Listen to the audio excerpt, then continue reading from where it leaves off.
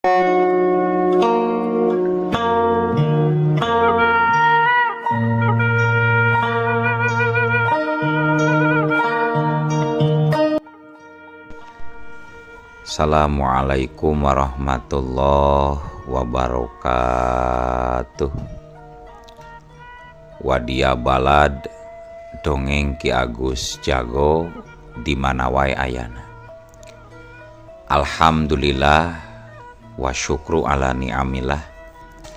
Kalayan diwuwuh ku Qobul anu maha agung, dibarengan ku pangijabah anu maha kawasa, diiring ku kadeudeuh ka Nyaah Gusti anu maha suci. Urang ayeuna dugi kadanget ayeuna masih keneh tiasa ditepang dangukeun deui dina acara anu matuh kamemet urang sadayana. Nyatana dina pagelaran dongeng Sunda jejer carita Nyi Kelet bagean anu ka 7 nanya pamiarsa. Ieu dongeng mangrupikeun buah karyana Kang Rudiansah ti palihan Leles Garut. Kangge Kang Rudiansah ngahaturkeun rewu nuhun laksa ketika bingahan rehna parantos ngintunkeun naskah sekaligus ngawidian mamang kangge medar ieu dongeng dina channel dongeng Ki Agus Jago ieu. Atuh sumangga kanu teu acan subrek kantun subrek heula, ngarah langkung pogot sareng langkung sumanget deui ka si mamangna dina enggoning medar ieu dongengna. Nging hilap di like di komennya nu saseueur-seueurna. Lainna naon, mamang masok bingah gitunya. Upami maosan komentar-komentar ti para wargi sadayana teh. Kalintang bingahna deui upami mah link video mamang ieu dipangeserkeun atanapi dipangbagikeun. Atuh ngarah teu nyangkolong tingkana waktos sumangga ayeuna mah urang lajengkeun deui dongeng Nyi Kelet bagean anu ka 7. Kumaha salajengna sora cikopina betot simutna pagan heula tali kolorna bisi morosot merezel morozol uzel-uzelan di tengah jalan tumpak dung dung das.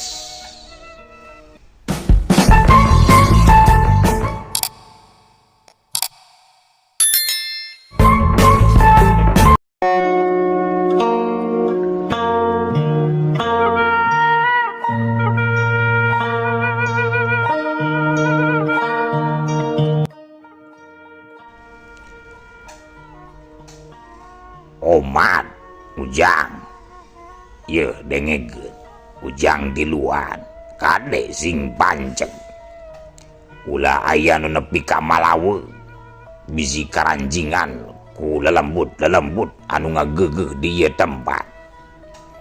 Sabab bahaya balukarna mun nepi ka kitu. Sarta omat nalika aki keur barang gawe ujang di luar ulah aya nu wani cumaritanya.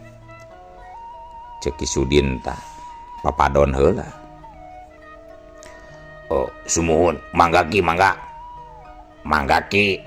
lajengan ki. Heug atuh ayeuna agi arek ngamimitian migawe syarat. Mugi we zing azil.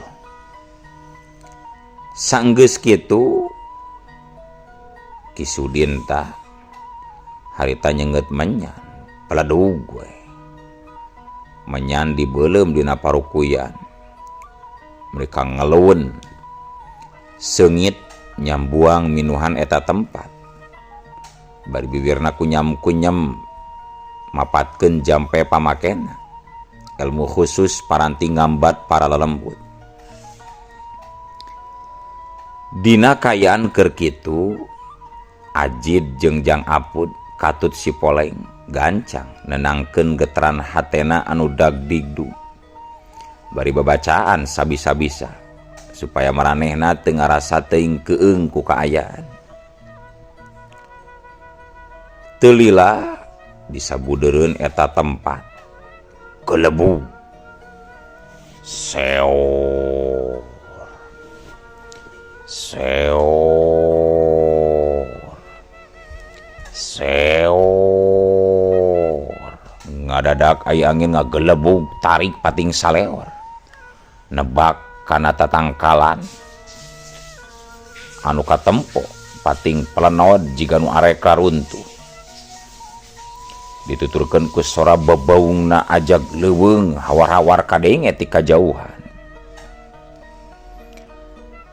caturkeun di tempat sejen di hiji tempat anu lengkob jeung kayana caneom sabab rembet ku tatangkalan jeung ku hieumna dangdaunan di eta tempat aya hiji kuburan heubeul nu taya lian ti eta kuburan teh kuburan Nyi Lilis teh anu kapanggih ku Jang Ajid, Jang Apud jeung si Pelong tadi beurang. Di eta kuburan disabudeureun eta kuburan ujug-ujug datang angin anu ngagelebug tarik pisan terus muih luhureun eta kuburan anu tetela geuning dina tetanggarna aya tulisan Nyi Lilis. Seor, seor, gelebug, wus. Barang jeung kitu ngadadak harita hasup ipis bijil tina liang eta kuburan. Laju ngabelesat kabawa ku angin anu muih. War war war war war war war war war belesat. Sakedet netra eta haseup teh nyaho-nyaho geus aya di hareupeun opat jalma anu keur dariuk sila dina luhureun samaksa helai. Pas pisan Jang Ajid melong ka hareup eta haseup ipis teh jelem laju ngajang gelek jadi nyarupakeun makhluk anu ngaring kiwik bukna meh nutupan beungeutna anu sepapias. Eta jeri make papakean warna bodas logor ngagayabag katebak angin leungeun jeung sukuna teu kaciri awakna ngalayang teu napak kana lemah. Jang Ajid, Jang Apud jeung si Poleng mimitina mah boga sangkaan ieu nu bakal datang teh Nyi Lilis. Tapi tetelan nu datang teh Nyi Kun-kun geuningan. Mun teu inget kana amanat ti Ki Sudinta mah tiluanana hayang ngoceak nyebut Kunti. Sedengkeun Ki Sudinta kadenge cumarita dina sikepna nu tetep tenang. Bagea Nyi Lilis, bagea tembang deui sareng agi. Kitu ceuk Ki Sudinta kaeta Nyi Kun-kun alias Nyi Kunti anu memang eta teh ririwana Nyi Lilis. Aki Sudinta leungeunna mah tetep sidaket. Sedengkeun biwirna dina mangsa cumarita kadang diselang ku bari mapatkeun jampe pangleulesan pikeun para dedemit bisi ngamu. Ririwa Nyi Lilis kadenge seuri nyikikik.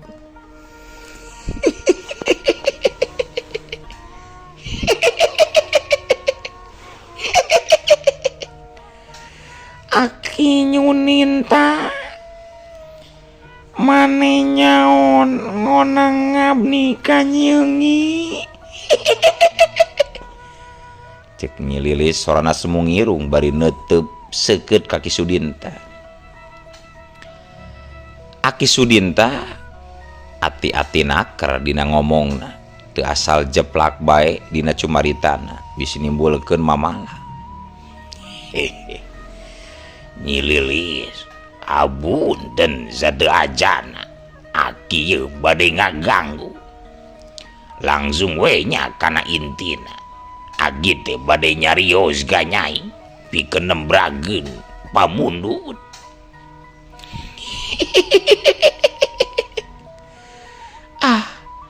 Aki mah pasti arek nulungan eta nilu jalma nya Ki. Paroman Nyi Lilis sakapeung atra nembrakeun seuneu amarah, tapi Kisudinta gancang mapatkeun deui jampe pamakena. Sumuhun gitu bisan maksud agi teh Nyi Lilis. Agi nyuhunkeun jembar manana we ti Zalira. Da geuning tos uninga Zalira mah kana maksud saleresna Agi ngondang Zalira.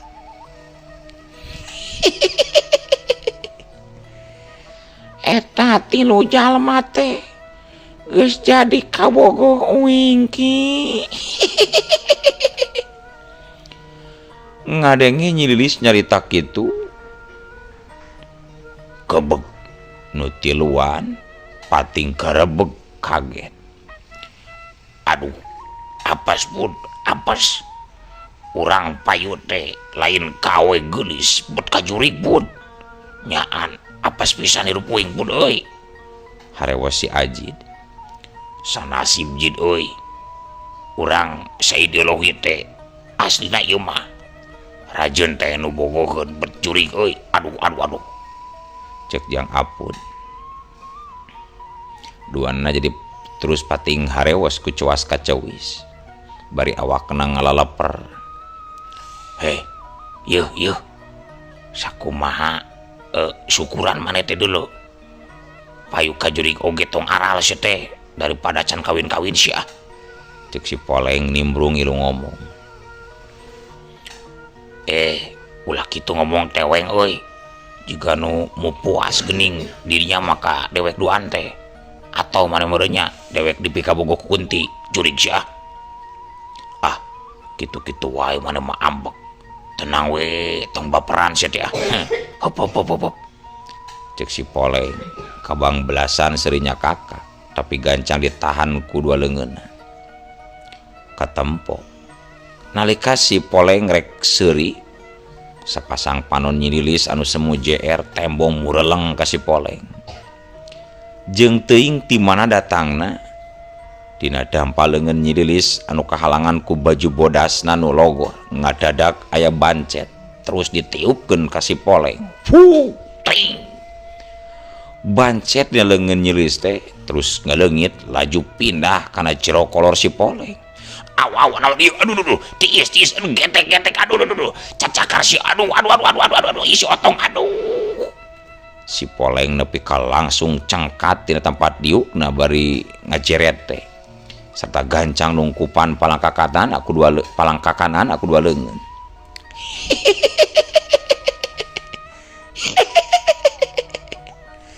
Kang Poleng, tiisnya Kang. Cek Nyi Lilis bari nyengserikeun si Poleng. Si Poleng gancang unggek bari ampun-ampunan. Aduh, ampun nyai, ampun. Naon ieu teh nu asup kana jelo kolor akang nyai. Aduh, betis ge aduh. Kisudinta ningali tingkah pola si Poleng nepi ka gogodan. Hampura Nyi Lilis, hampura. Ari Jang Poleng kumaha atuh? Ku agi teh pantadi geus diwanti-wanti. Nah, bede beunang diomongan pisan. Cek agi ulah nu nyarita, ulah nu ngomong. Ieu kalah seuri. Nya akibatna tak kitu. Untung teu kasurupan oge. Nyi Lilis tos cegap Nyi, si Poleng ulah dieureyan. Cek Kisudinta ngalalemu ka Nyi Lilis. Hok atuh Ki ngan omat ulah doi aya nu ngomong mun hayang dibebaskeun tina pangaruh uing Ki. Sumuhun, mangga Nyi Lilis. Jang Poleng geus tong riweuh. Oge ka Jang Apun, Jang Ajid, omat. Ingetkeun pepatah Agi tadinya. Sumuhun, aduh, punten pisan Nyi Lilis, aduh. Akang geus ngagandengan, aduh, enggal picen ieu anu belajar dina palangkakan akang ieu tiis si otong jadi ngilu hudang ieu, aduh.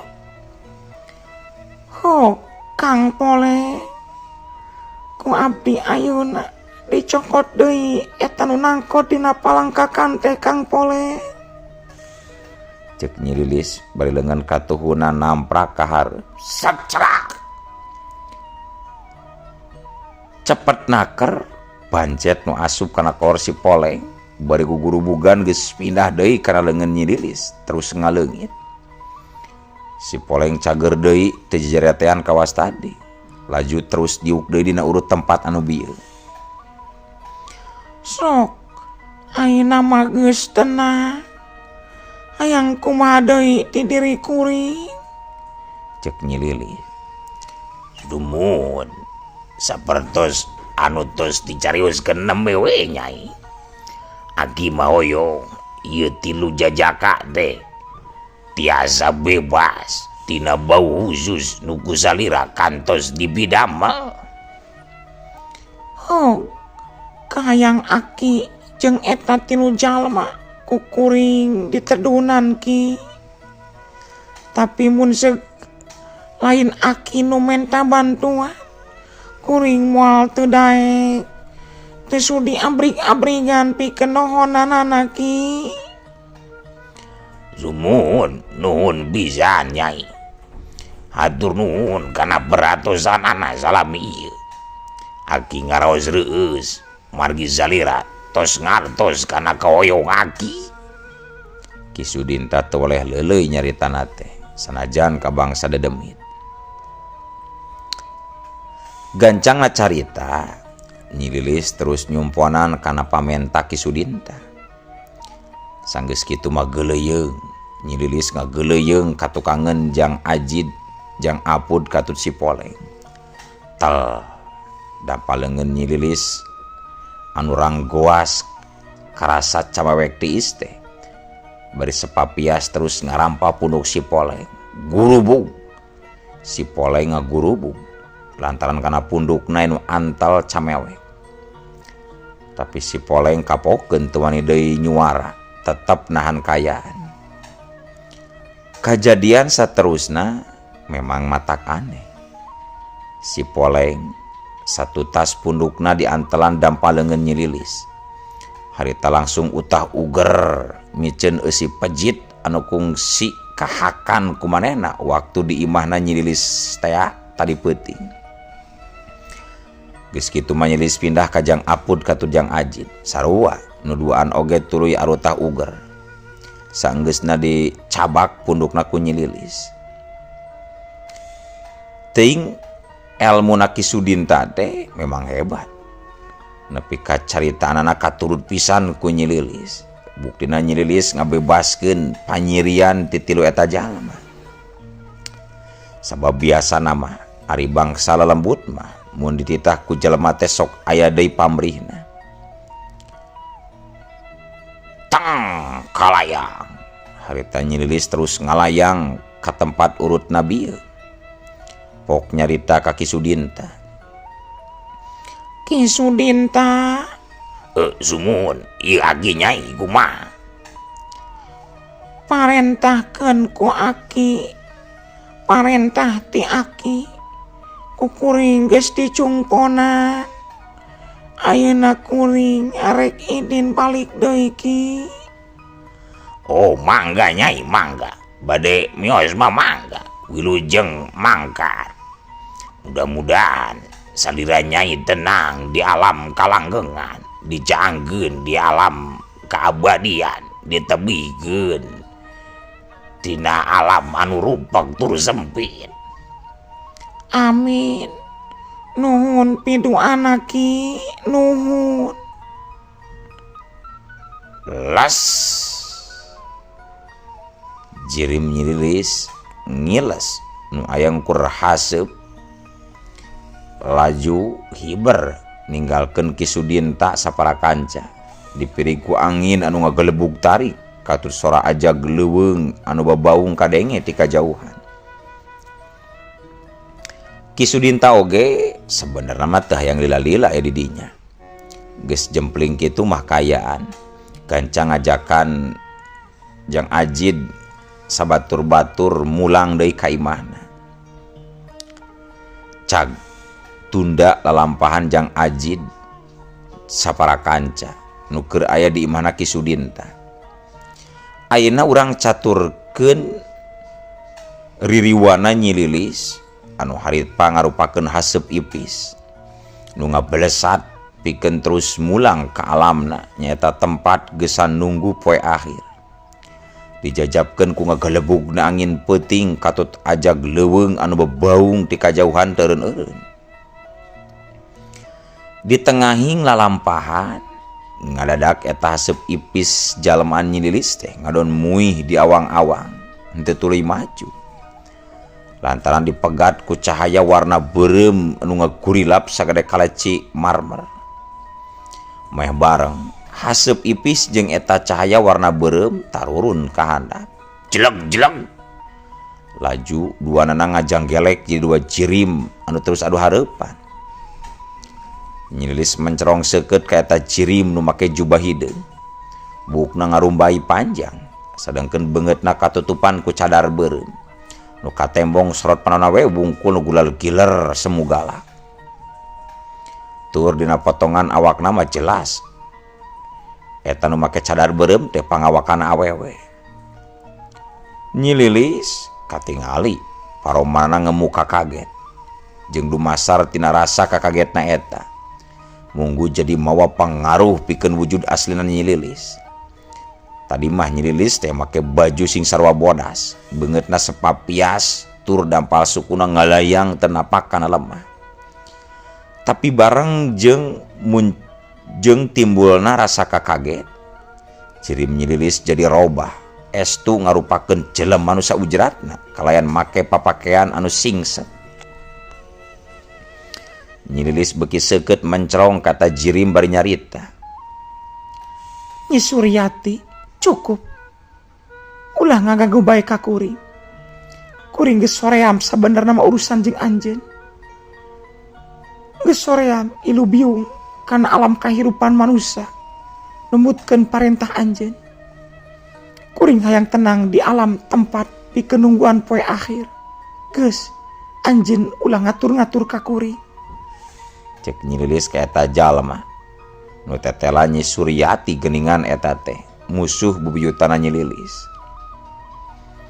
Ngan aya perbedaanana, ari kodratna Nyi Lilis mah geus jadi bangsa lelembut, sedangkeun Nyi Suryati masih tetep jalma saestuna.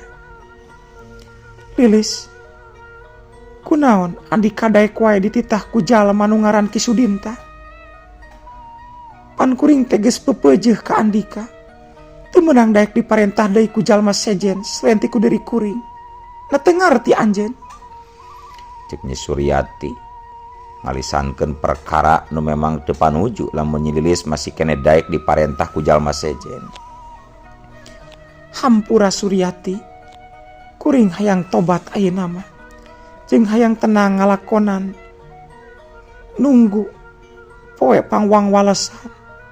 Tempas Nyi Lilis tandas. Oh, ayeuna maneh geus wani ngalawan ka diri kuring nya Lilis. Maneh hayang diduruk ku ilmu kuring. Kitu meureun kahayang maneh teh Lilis. Cek Nyi Suryati mimiti ngalisankeun ancaman ka Nyi Lilis. Ampun Suryati, ulah ngancam kuring. Kuring hayang tenang. Nyi Lilis katara bangun usieun waktu narima ancaman ti Suryati anu memang ancamanna lain heureuy. Mun maneh hayang tenang jeung embung diancam, ayeuna gancang lakukeun deui parentah ti diri kuring. Paehan si Sudinta katut tilu jalma anu kumaneh ngadon ditulungan deui. Pan kuring teh geus marentah ka Andika. Si Ajid jeung si Apud katut si Poleng bere tanda atawa ciri pikeun dijadikeun wadal ku diri kuring. Ku seungit kembang samoja. Arah kuring teh hese neangan eta tilu mangkluk. Kunaon ku Andika ngadon dicabut deui. Tapi kuring teu wasa ngalakukeunana Nyai. Ki Sudinta tiba heula keneh geus dianggap kolot ku kuring teh. Kuring teu wani ngalakukeunana Nyai. Ngadengi jawaban kitu, Nyi Suryati beuki galak sorot panonna. Laju nyabut keleneng leutik tina balik bajuna. Sarta eta keleneng anu dijieuna tina bahan tambaga teh terus dioyakeun tur nimbulkeun sora. Ampun Nyai, ampun, ampun. Cek Nyi Lilis waktu ngadenge keleneng di sana. Atuh da lain sakeleneng-keleneng na eta mah, tapi keleneng anu mungguh ngandung hiji kekuatan gaib. Ieu keleneng kukuring arek dieureunkeun. Asal maneh janji moal deui-deui ngabantah kana parentah ti kaula. Ampun Nyai, ampun, ampun. Janji heula, arek janji moal, arek tuhu satia kana parentah kuring moal. Kuring janji, arek tuhu ka anjeun Nyai. Cek Nyi Lilis tembong jadi ngabijilkeun haseup turut celina ngarasakeun panas balukar tina sorak keleneng anu disada eta. Lamun kitu, sok ayeuna Andika geura ngajirim deui kuyang sarta lakukeun parentah kuring tadi deuleu. Nyaheuk ayeuna ku kuring dilaksanakeun parentah ti Nyai. Nyi Lilis dina waktu eta keukeuh kudu nurut kana parentah ti Nyi Suryati. Nyi Lilis laju megatkeun sirahna tina beuheungna sarta eusi jeroanna milu kaluar. Sedangkan warugana anu memang geus buruk teh terus ngalumburuk di balik tatangkalan. Di eta tempat memang hieum loba tatangkalan geledek jeung jarujul meh ngajul gunung. Waas waktu ngadenge Nyi Lilis seri nyikikik ninggalkeun awakna anu ngalumburu. Disusul ku sora Nyi Suryati anu seri ngandung harti anu laju ngabelesat ninggalkeun eta patempatan. Sabelesat urang tuturkeun jurig hulu Nyi Lilis harita terus ngabelesat muru ka lemburna Ki Sudinta. Sedangkan kayaan di imah Ki Sudinta teh harita kabeneran geus salare. Komo jang Ajid apud katut si Poleng mah kerekna mungguh patarik-tarik nyegrek patinggaluan. Di antara jalma nu opatan anu keur salare tibra dinya teh aya hiji barang mangrupakeun keris pusaka gagaman Ki Sudinta. Eta keris teh da geuning lain keris biasa tapi ngandung tuah kasakten. Sabuka buktian meh bareng jeung jurig hulu datang kasebureun eta imah. Keris gagaman Ki Sudinta langsung ngabelesat nuju kaluar imah. Belesat. Sarta laju ngajanggelek jadi kikus punten. Sarta langsung ngajanggelek jadi Ki Sudinta mamalihan. Ki Sudinta mamalihan langsung nembongkeun pasamona anu ngandung amarah ka eta jurig hulu. Ari jurig hulu embung kapiheulan abar meureunan. Dumeh kadatanganna bisa langsung kanyahoan ku nu boga imah. Matak teu antaparah deui jurig hulu langsung ngabelesat narajang ka Ki Sudinta mamalihan. Siut kalayang belesat. Beung Ki Sudinta nu jadi sasaran. Tapi Ki Sudinta mamalihan bangun ngarti. Serangan jurig hulu memang lain lalaworakeun. Mun cileureun bisa-bisa beuheungna bakal rangsak dibetot ku eta pejit. Maka harita gancang Ki Sudinta mamalihan ngagiwarkeun badana leupas tina sasaran musuh.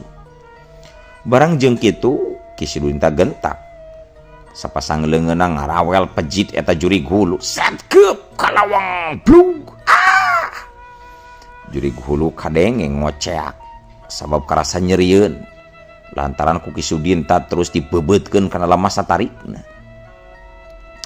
Tapi sawaktu dibebeutkeun kana lemah teh eta jurig hulu bat terus ngumpul kaluhur jiga karet. Jurig hulu geus taki-taki deui pikeun narajang ka Ki Sudinta. Pejitna nu ngambai tembong ngaheurasan. Atra jelas pisan eta pejit bisa dipake pakarang kalayan ngabahayakeun pikeun jiwa lawan. Kisudinta mamalihan satusna kadenge hari ngedalkeun lisan dibarung jeung neuteup antep ka eta jurig hulu. Aki nyaho anjeun teh Nyi Lilis nah bet datang deui nyerang Ima Aki. Cek Kisudinta.